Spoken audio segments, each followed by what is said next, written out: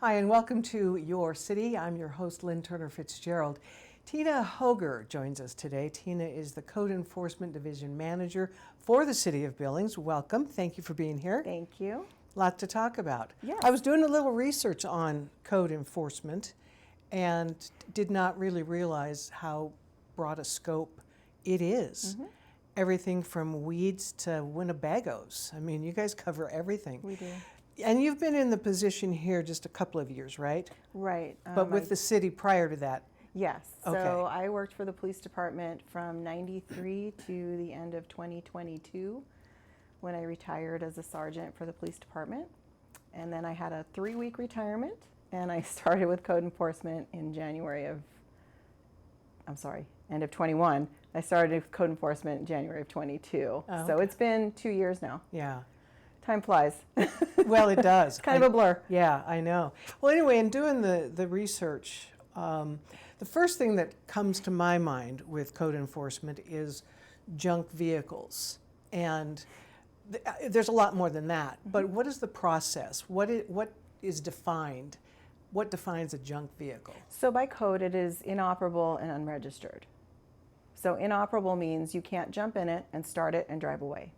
So either there's no battery in it or a flat tire or whatever. So operable means you need to be able to get in the vehicle and move it. Right, okay. Not registered, that's pretty simple. It's not registered. Or it's expired registration. Now there's a difference.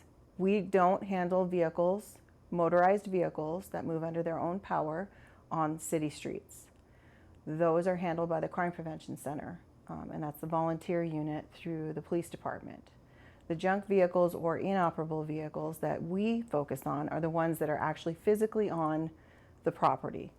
So when you drive by a property and you see, a bunch of vehicles that haven't moved in years and maybe some trash and some tires piled up, that would be us. That's you, okay. So tell me the process then. I go online and register a complaint. I call you. What do I do? Any of those things. Okay. So there is an online complaint form that can be accessed through the city website. You just get on there and go to code enforcement, and there's actually a link, and it will get forwarded to my office. My clerk and I get a copy of it. And there's a way to break it down by areas of the city, but they come to the clerk and to me, and then we disperse them to the officers. That does two things. I get to see what's coming in for the entire city, so I read them every day and I see what complaints are coming in and where. And then as a backup, she will give them to the officers. So we get the online complaint, and we do take anonymous complaints. We don't have any problem with that. Okay. Because sometimes, you don't want to get into a war with your neighbor, but you do want them to clean it up, so you want to remain anonymous, and we totally understand that. We receive the complaint. The majority of what we do is complaint driven. So, and then I'll get back to that in a minute. So that complaint comes in, it gets assigned to the officer. Officer goes out, verifies that there is an actual code violation. They don't just base it on whatever's written in the complaint. They go out and visually inspect the property. Keeping in mind that when a code officer goes out, our inspection is from the public right-of-way. So we don't step on the property. We look at it from the sidewalk, from the street, from the alley, and if it's visible from those spaces, then we can open a case, and if there's a violation. At that point, they take their photographs, they go back to the office, they send that property owner a letter. Sometimes the property owner lives at the premises, sometimes they don't, it's a renter, but we always start with the property owner. And so there's a series of letters that are sent, they're called notice letters, and they advise the person what the violation is. We give them 10 days to correct it. If we don't see anything, we do a reinspection. So let's say they ignore our letters, or they don't clean it up, or they say, no, I'm not going to do it. The next step in that process would be we issue a citation and we go to municipal court with them. And then we go before the judge. And at that point, we seek what's called an abatement order. And that order is signed by the judge if we prove our case. And it allows us to go in and clean up the property on behalf of the city. And then we charge the property owner If they don't pay the invoice, then it gets assessed to their property taxes. Well, it sounds like you could get maybe a little sticky at times. It can be. Yeah. I can tell you that we did close to 5,000 cases last year. Is that an increase? Is Yes. that normal? It is an increase. Oh, okay. It is an increase because I also have 3 new officers that were assigned to the city through the public safety mill levy, and we have them in full force. Kind of restructured a little bit, but we have 5 residential officers that are spread throughout the city, and so they have a more cohesive zone that they are responsible for, so they're able to kind of stay on their cases a little bit better. Well, that's 1,000 per officer. That's a lot. It is. It's multiple per day. It is. They're very busy. They must be. But we only had 25 abatements last year. And I say only because you think we have close to 5,000 cases. Right. So you think about all of those cases that the officers were able to resolve just by working with that property owner, sending the letter, making a phone call, maybe knocking on the door and saying, hey, listen, this is the problem. Could you just clean it up for us? You do this, we can close our case. Everybody's happy. There were a lot of those cases, and the officers do an excellent job in communicating, explaining the ordinance, explaining why they need to clean it up, what needs to be done. So I'm pretty proud of the fact that they've had a great deal of compliance without having to go to court. Court is the last thing we want to do. We don't want to force anybody in that respect, but you know, sometimes folks don't agree with us. Right. And they're like, okay, great, we'll go to court and we'll let the judge decide. And that's, everyone's right. And that's perfectly fine. How is a code established? Codes have been in existence for a long time. Some of the ones that we deal with actually have been on the books since the 60s. So new codes are created periodically because of a need. So for example, a few years ago was the spa ordinance, massage facility ordinance. Oh yes, I remember that. So that one was created before my time. However, it's part of what we enforce. There was also marijuana businesses, right? So all of the licensing for that ordinance was created. So as society develops and as the city grows, there's a need for new ordinances. But we also have our existing ordinances, which is, they've been in existence for a very long time. Right. However, those need to grow with our city as well. Right. So currently, it's my little project, and it's a need that's been there, and it's ongoing, that we need to look at some of those ordinances where if we're having repeated issues with this particular situation or problem, well, let's revisit this ordinance and let's see if we can make the language clearer. Let's see if we can make it easier to understand and make it better. And that's what I'm in the process of doing right now. So just kind of updating existing code. Right, right. So if society continues moving into whatever direction, you say you may see a need for a new code. Would that be complaint driven to your office or some public opinion to your office? Sometimes it is, I want to say the last few that have been created have been as a result of, one was maybe some state changes in legislation. And then of course, I'm not really sure, and then there's also people that have a voice, like that are active about a cause, and they bring it to the city, Right. and they want maybe them to take a look at some language in an ordinance to help protect people in the city. Okay. And that's how they can come about as well. Well, before the interview, we were talking about graffiti. Right. And that seems to be really kind of emerging large in Billings of maybe the last year. Graffiti's always been around. When I was a police officer, I patrolled. My entire career was a patrol, in patrol division. That's where I enjoyed being, and it was everywhere. What you're seeing more of now is the gang related. Yeah. And I'm happy to say that the police department is reacting to that, and they're being proactive as far as having a unit include people that are familiar with that stuff, and they're doing an awesome job as far as Well, if your that. business or home has graffiti on it, what do you do? Police So- officers? You get a police officer? Well, you can. So we work very closely with the police department because there's some parts of city ordinance as well as what the police can do, what we can do that kind of overlap. So with graffiti, that's actually one of the ordinances that we've looked at as far as upgrading and changing some of the language because it was very hard to read. So we're cleaning it up, making it easier to read, making it a little bit more directed at, so the homeowner or the property owner is responsible for this, the perpetrator would be responsible for this. So they can be charged, the perpetrator can be charged under the city ordinance for tagging if they're caught. Historically, the police department would charge it as a criminal mischief. But if we charge it under the local ordinance, that assists us locally. We can have them assigned to us for community service, which we've done that.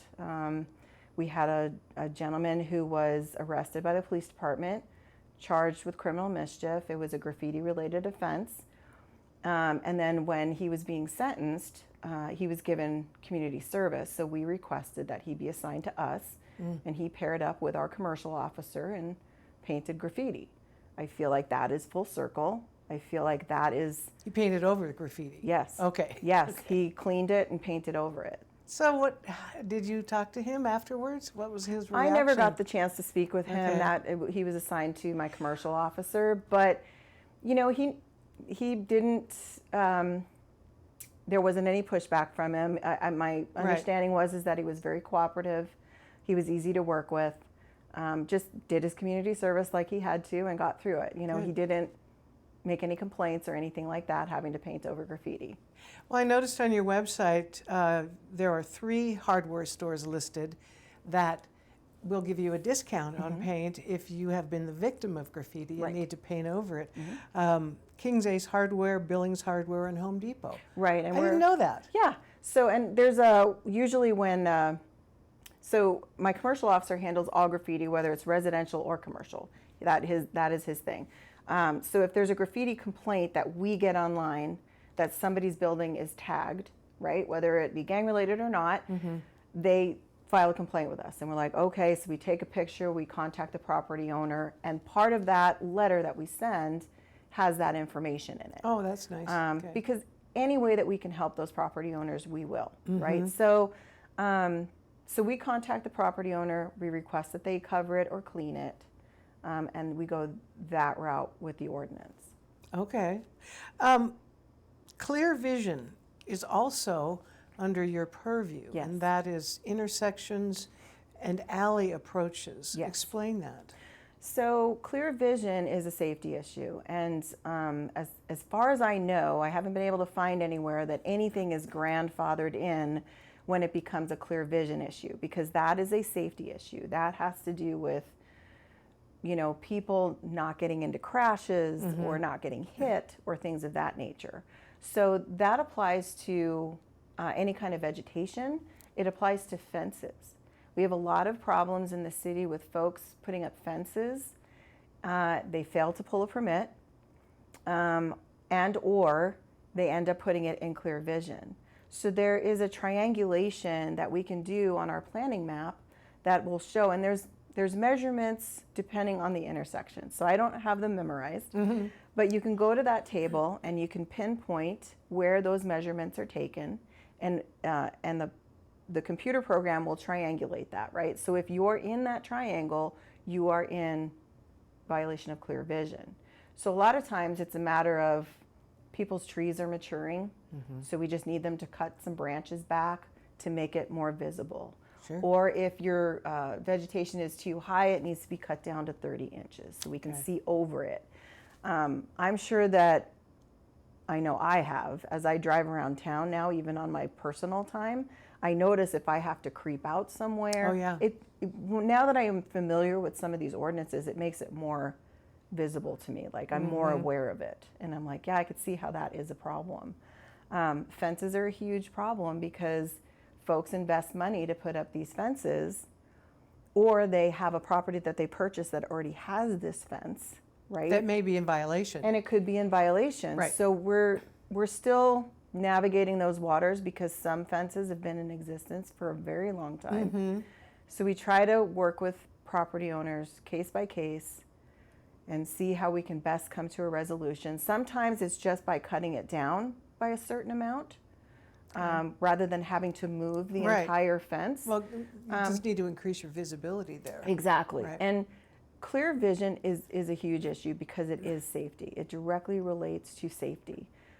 So that's something that we do pay close attention to when we get that complaint. Now, the alley approaches, I am not as familiar with. Mm-hmm. What kind of vision problems do we have there? It's very similar. I mean, if you're coming out of an alley and there's Oh, a I fence see.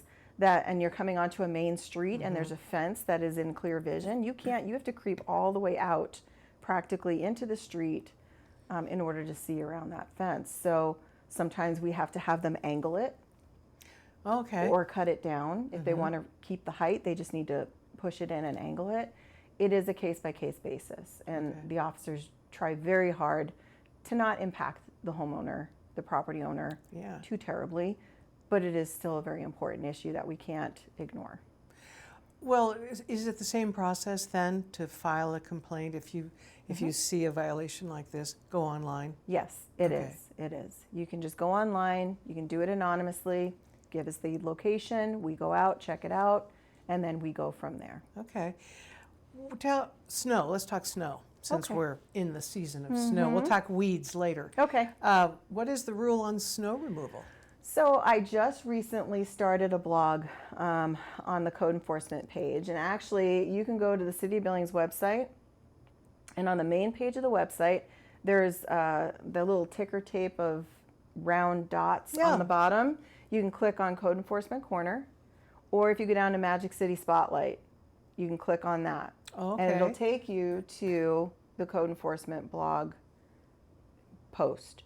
So I just put one up yesterday, and it's about snow removal. Okay. And I try to make it as simple and plain language as possible because nobody really wants to read the ordinance.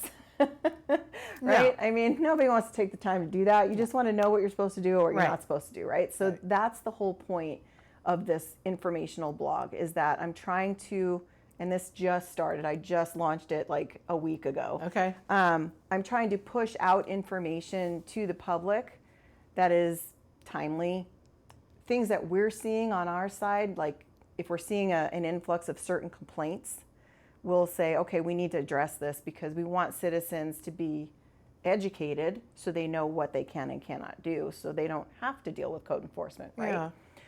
But getting back to your question of snow, once the snow has stopped, you have 24 hours to clear your sidewalks Okay. that are in front of and adjoining your property. So those are public sidewalks. Right. You don't care about their own porch or anything like that, Nope, right? nope. It Okay. would be public sidewalks because we're looking at foot traffic, kids walking to school. You have the disabled that maybe are in motorized like wheelchairs or whatever. They need to be able to pass, right? So be a good neighbor. Get your sidewalks shoveled as soon as the snow stops. Get it done within 24 hours. Do not put it into the street because that is a public right-of-way. So we don't push snow into the street or into alleys. We keep it on private property. So when you're shoveling, you throw it on your front lawn. Okay. Well, I've seen the snow blowers out there, and they're putting it in the street. I know they are. And we have a similar problem with leaves in the fall. You know, folks will blow leaves out into the street, and it's a safety issue. Plus, that's a city right-of-way, and you can't place anything into a city right-of-way. Okay. So weeds. Tell me about weeds. They are wonderful. So it's approximately May through September is the season, and we get a tremendous amount of weed complaints. Really? I think last year we increased again. We had a very rainy spring. We did, yes. Oh, so yeah. So it was a lot. I mean, as soon as you'd cut it, it would grow again. Mm-hmm. So a lot of that, almost 5,000 cases, part of that was weed complaints. Really? So again, you can go online. You can. Is this a neighbor complaining about Yep. a neighbor? Yep. In fact, we Okay. have had folks complain about an entire city block. Wow. Yeah, yeah. But you need to keep it under 4 inches. And that's basically, part of it is fire related. So if we don't have a Sure. wet season and we have a dry season and you have tall grass, Well, are you talking about like an entire lawn of weeds? it's not really weeds, it's vegetation. So Oh, it could be a okay. really nice lawn, but Right. you just have it, it's 12 inches, you need Oh, to cut yeah. it down. Right. Right. Okay. So, but there are vacant lots across the city that True. generally have weeds in them, right? I should really use the term vegetation, but yeah, that's Okay. under that ordinance. So one section is for your overgrown vegetation, and one is for trees and shrubs and that sort of thing. Okay. So then moving into the spring, we're going to be seeing RVs and boats and that kind of thing. What is the regulation for keeping an RV or a boat at your residence? Sure. So that is also another ordinance that we're looking at because we've had some issues with folks parking them like right on their front lawn in the front of the house. And we get complaints about that. So currently, the ordinance reads that you have to have it. So let's say you want to park a bumper pull camper in your driveway. The nose of that trailer, like the hitch area, has to be 8 feet from the sidewalk. Way back. That is your setback. Okay. Okay. Okay. It can be right up to your garage door that rolls up. However, it has to be 5 feet away from any pedestrian door or window. Okay. Because- Safety again? Fire. Yep. So if your place is on fire or the neighbor's is on fire and it's starting to spread and the fire department needs to get in and do something, if they can't get in because your camper is in the way, Right. there could be a very big loss. Are there a lot of violations? Yeah, we do Really? get some. So if you have it in your side yard, it needs to be on a prepared surface. If it's in your rear yard, it can be on any kind of surface. You don't have So- to have asphalt in the back. No, But it on the can be side- on gravel, it could be on the Okay, lawn, but on okay. the side of your property, it needs to be on a prepared surface. And can it stay there all year long? Yes, as long as it meets setbacks. I'm confused. I thought there was some kind of ordinance about removing all of these in the winter. No. No, that's never been, okay, No. my The confusion. only time you need to remove it if it's unattached on the street. So we handle those as well. If any non-motorized vehicle is on the street, like a trailer, utility trailer, a flatbed, a bumper pull camper, if it's on the street unattached, that is a violation of code. Okay. So what we do with those is we put a green sticker in a Ziploc bag and we zip tie it to the vehicle. We don't sticker it because those stickers are aggressive.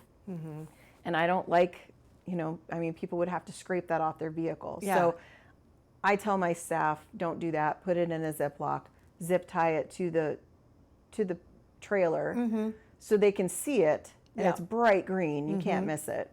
And that's a 3-day notice. Oh, The ordinance doesn't say we have to give them 3 days. It doesn't say we have to give them any time. If it's on the street, we can ticket it and tow it. okay. But what I like to do is give people a heads up and say, okay, you have this green sticker. It says you need to move this in 3 days, or it could be ticketed and towed. Gives them 3 days to handle it. So we know that in the spring and summer and fall, people are taking their campers home and they're loading and offloading. And so that's the 3-day thing. So you bring your camper home on Friday or whatever, and Right. or Thursday, and you load it up and you hook up to it Friday and leave. There's some leeway there. Sure. Right? Yeah. Because let's be realistic. Yeah. You're going to want to load your camper, get it ready to go camping.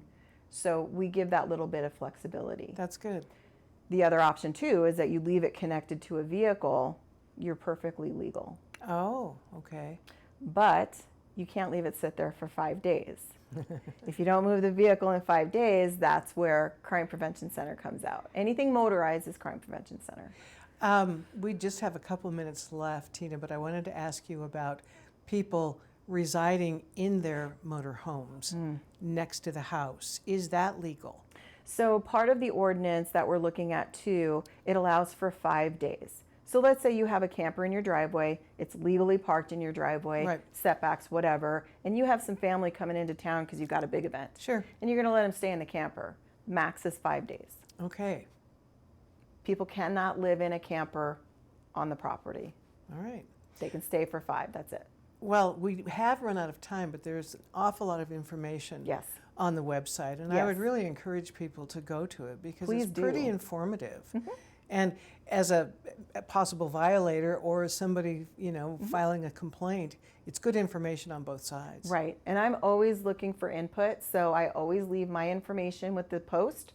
They can contact me directly through email if they have a Awesome. question, suggestion, or comment about anything that I put in the blog. Okay, contact Tina. Yes, Thanks for being with us. thanks for asking me. And thanks for joining us on Your City. We'll see you next time.